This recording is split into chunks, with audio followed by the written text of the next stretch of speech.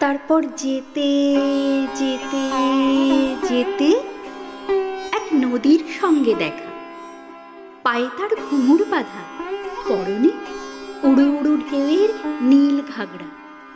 সে নদীর দুদিকে দুটো মুখ, এক মুখে সে আমাকে আসছি বলে দাঁড় করিয়ে রেখে অন্য মুখে ছুটতে ছুটতে চলে গেল। আর যেতে যেতে বুঝিয়ে দিল আমি অমনি করে আসি, অমনি করে যাই। বুঝিয়ে দিল আমি থেকেও নেই, না থেকেও আছি।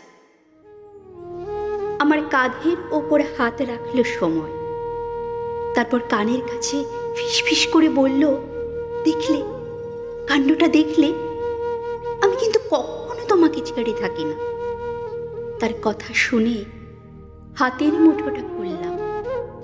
কাল রাত্রের বাসি ফুলগুলো সত্যি শুকিয়ে কাঠ হয়ে আছে।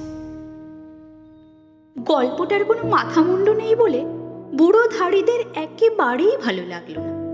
আর তাছাড়া গল্পটা বানান, পাছে তারা উঠে যায়, তাই তাড়াতাড়ি ভয়ে ভয়ে আবার আরম্ভ করলাম। তারপর যেতে যেতে যেতে দেখি বনের মধ্যে আলো জ্বালা প্রকাণ্ড শহর। সেখানে খা খা করছে বাড়ি, আর সিঁড়িগুলো সব যেন স্বর্গে উঠে গেছে। তারই একটাতে দেখি চুল এলো করে বসে আছে এক পরমা সুন্দরী রাজকন্যা। লোকগুলোর চোখ চকচক করে উঠল। তাদের চোখে চোখ রেখে আমি বলতে লাগলাম। তারপর সেই রাজকন্যা আমার আঙুলে আঙুল জড়ালো।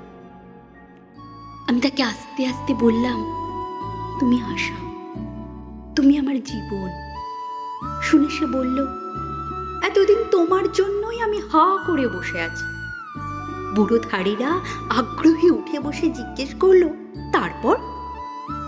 ব্যাপারটা তাদের মাথায় যাতে ঢোকে তার জন্য ধোয়ায় ধোয়াকার হয়ে মিলিয়ে যেতে যেতে আমি বললাম, তারপর কি বলবো, সেই রাক্ষসী আমাকে খেলো।